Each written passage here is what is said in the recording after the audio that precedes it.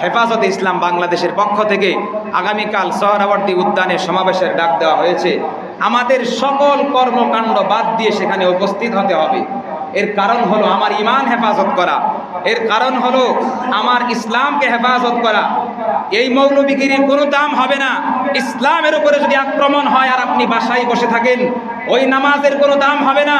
ইসলামের উপরে আক্রমণ হয় আপনি বাসায় বসে থাকেন, ওই হজের কোনো দাম হবে না। ইসলামের উপরে আক্রমণ হয় আপনি বাসায় বসে থাকেন, আপনি আপনার চাকরির চিন্তা করেন। চাকরি আপনি সারা জীবন করতে পারবেন। আজকে তারা যদি এই আইনটা পাশ করে নেয়, তখন দেখবেন কত দানে কত চাল। প্রত্যেকটা পারিবারিক ব্যবস্থাপনায় অশান্তি লেগে থাকবে, প্রত্যেকটা পারিবারিক ব্যবস্থাপনায় অশান্তি দূর হবে না। এই জন্য আমরা চাই এই সংবিধান নতুন করে যেন কায়েম তারা করতে না পারে। আমাদের কথা একটাই, নতুন করে নারী বিষয়ক সংস্কার কমিশন যেটা গঠন করা হয়েছে এটা অবিলম্বে বাতিল করতে হবে। কথা বলেন ঠিক কিনা? আজকের সমাজ ব্যবস্থাটা এতটা করুণ হয়ে গিয়েছে, একজন নারীকে শিক্ষা নামে অপশিক্ষা দেওয়ার মাধ্যমে ওই নারীর মগজটা এতটা ধুলাই হয়ে যায়, ওই নারী ইসলামের সম্মানকে সম্মান মনে করে না। ওই নারী ইসলামের সম্মানটাকে প্রকৃত সম্মান হিসাবে বুঝতে চায় না।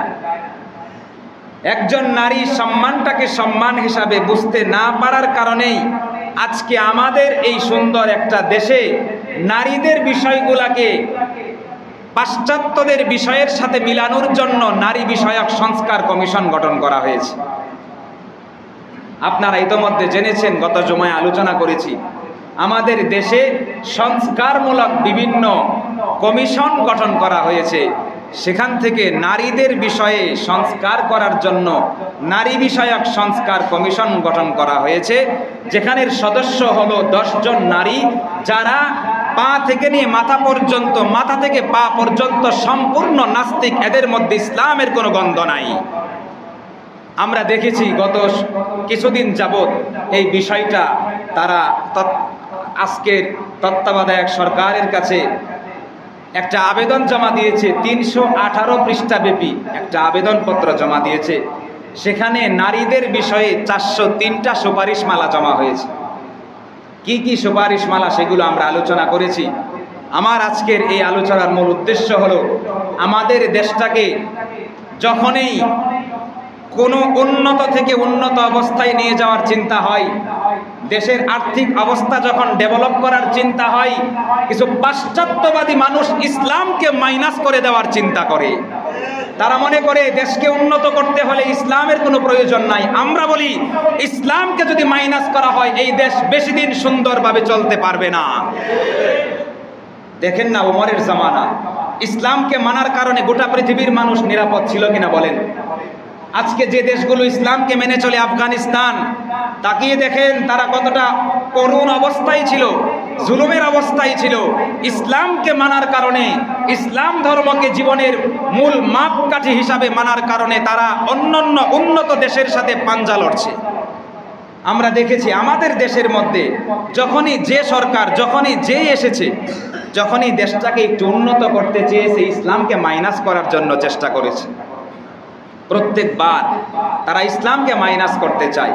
নারীদের জন্য তারা আলাদা সংবিধান কায়েম করতে চায়। আমাদের এই সংবিধানে তারা বহুত্ববাদের আবিষ্কার করতে চায়। সেখানে আল্লাহর নামকে মাইনাস করতে চায়, বিসমিল্লাহকে মাইনাস করতে চায়, ইসলামকে মূল ধর্ম হিসেবে তারা মাইনাস করতে চায়। এগুলো করার মাধ্যমে তাদের লাভ হলো, ইসলামকে যদি মাইনাস করা যায়, এই দেশে প্রত্যেকটা রাস্তায় রাস্তায় বেশ্যাখানা পাওয়া যাবে। কথা বলেন ঠিক কিনা? আজকে বড় আফসোসের বিষয় হলো, নারীদের বিষয়ে সংবিধান করার কি প্রয়োজন? এই দেশে যারা হিন্দু, তাদের হিন্দু ধর্মের সংবিধান আছে না নাই? নারীদের জন্য হিন্দু ধর্মে আলাদা বিধান আছে না নাই? এই দেশে যারা মুসলমান, সংখ্যাগরিষ্ঠ 90% মুসলমান, আমাদের জন্য আল কোরআন ইসলামের সংবিধান কিনা বলেন? নারীদের জন্য আলাদা কোনো সংবিধানের প্রয়োজন আছে? আমাদের জন্য আলাদা কোনো সংবিধানের প্রয়োজন আছে? এই কোরআনকে আমরা সংবিধান হিসাবে মেনেছি। ইনিল হুকমু ইল্লা লিল্লাহ, আল্লাহর জমিনে আল্লাহর বিধান চলবে। এতে যদি কারো কোনো কষ্ট হয়, সেই কষ্টের দিকে তাকানোর কোনো প্রয়োজন নাই। ইসলাম ধর্মকে যারা ধূলিসাৎ করে দেওয়ার চেষ্টা করবে, তাদেরকে এই দেশে ঠাঁই দেওয়া হবে না। কথা বলেন ঠিক কিনা? নারীদের বিষয়ে আপনি সংবিধান করবেন, করেন। দুনিয়াবি বিষয়ে সংবিধান করেন, কোরআনের উপরে হস্তক্ষেপ করে, ইসলামের উপরে হস্তক্ষেপ করে, কেন আমাদের এই কোরআনকে অপমান করতে হবে? এই কোরআনের অপমান 90% মুসলমান বরদাস্ত করবে না। বা মুসলমান, এই জন্য দলমত নির্বিশেষে আগামীকাল সমাবেশের ডাক দেওয়া হয়েছে। আজকে যদি আমরা জাগ্রত না হই, আগামী কিছুদিন পরে আমাদের পারিবারিক ব্যবস্থাপনায় পাশ্চাত্যবাদ ঢুকে যাবে, সেখানে কোনো শান্তি খুঁজে পাওয়া যাবে না। আমাদের দেশের জরিপ হলো, বর্তমানে প্রতি 5 মিনিটে একটা করে ডিভোর্স সংগঠিত হয়। খেয়াল করবেন, প্রতি 5 মিনিটে একটা করে ডিভোর্স সংগঠিত হচ্ছে আমাদেরই দেশে। সেখানে যদি সেই পাশ্চাত্যবাদী চিন্তাধারা সাংবিধানিকভাবে ঢুকে যায়, তাহলে প্রতি 5 মিনিটে নয়, প্রতি সেকেন্ডে ডিভোর্স সংগঠিত হবে। কথা বলেন ঠিক কিনা? তখন নারী মনে করবে স্বামীর কি প্রয়োজন, আমাকে রাষ্ট্রীয়ভাবে অধিকার দেওয়া হয়েছে, আমার মন চাইল তো বিবাহ করব, আমার মন চাইল তো আমার স্বামী আমাকে যেভাবে তালাক দেয় আমিও তাকে তালাক দিয়ে দিব। তারা এমন বিধান প্রণয়ন করতে চাচ্ছে। ইসলাম আমাদের নারীদের বিষয়গুলো স্পষ্ট করে দিয়েছে। সুতরাং সেখানে ইসলামের উপরে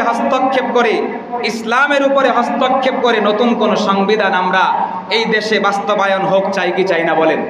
আমরা চাই না এমন কোনো বিধান, এমন কোনো সংবিধান এই দেশে বাস্তবায়ন হোক যেটা সম্পূর্ণ কোরআনের সাংঘর্ষিক, সম্পূর্ণ ইসলামের সাংঘর্ষিক। আমরা এটা হতে দিব না।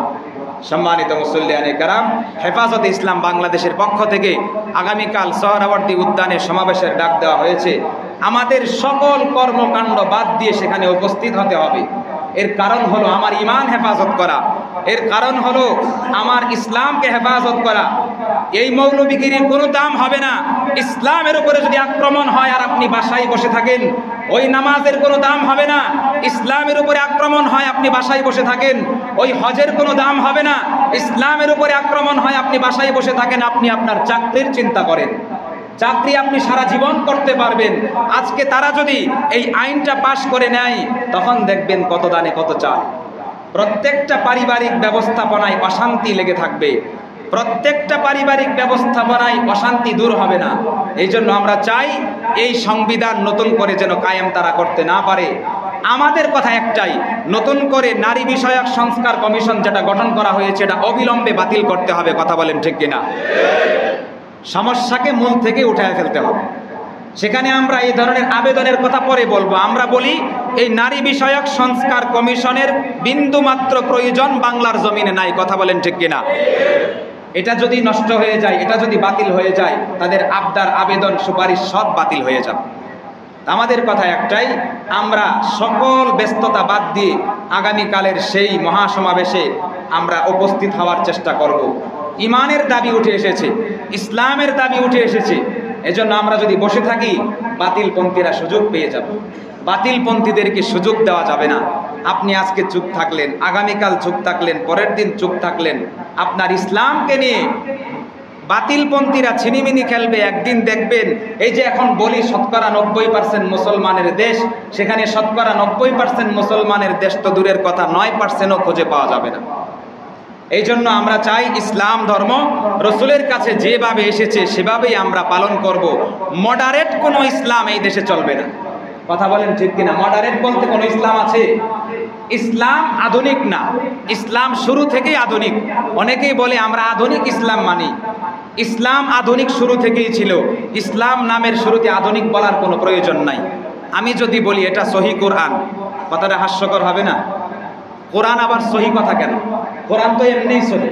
তার শুরুতে আমি যদি বলি এই কোরআনটা সহি, এটা সহি কোরআন, তাহলে এটা হাস্যকর হবে কিনা বলেন?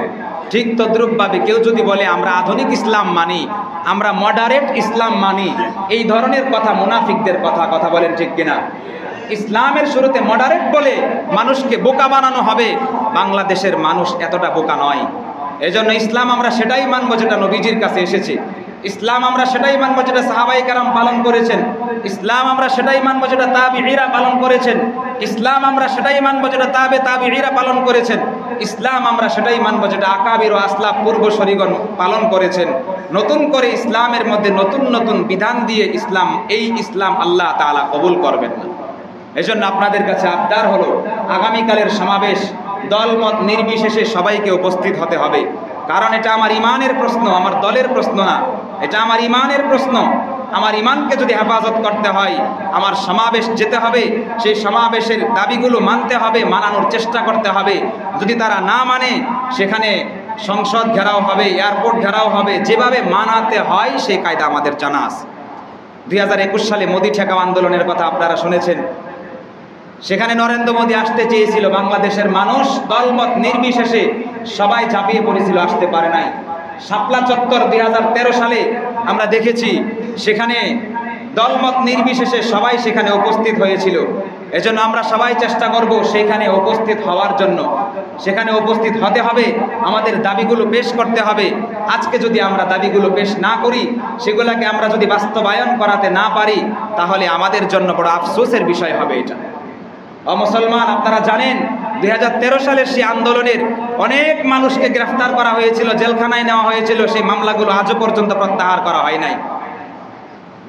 তত্ত্বাবধায়ক সরকার প্রজ্ঞাপন দিয়েছে, সকল মামলা প্রত্যাহার করার সুপারিশ গ্রহণ করা হয়েছে। আপনারা যান, মামলাগুলো প্রত্যাহার করে নেন।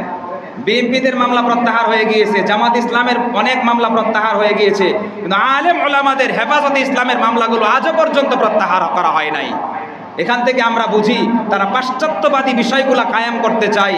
কারণ হেফাজতে ইসলাম একটা অরাজনৈতিক সংগঠন, যেখানে তারা কাউকে সাপোর্ট করে না, যেখানে তাদের মূল আদর্শই হলো ইসলাম। কথা বলেন ঠিক কিনা? সেখানে তারা কোনো বাপ দাদাকে অনুসরণ করে না। সেখানে তারা এই চিন্তা করে না ভারত খুশি থাকলো না পাকিস্তান খুশি থাকলো। সেখানে তারা চিন্তা করে আমার আল্লাহ খুশি হয়েছে কিনা, এটাই আমাদের মূল টার্গেট।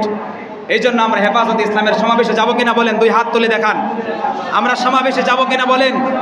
যাওয়ার চেষ্টা করব ইনশাআল্লাহ। আমাদের কালিয়াকোট থেকে কমপক্ষে 50টা বাস যাবে।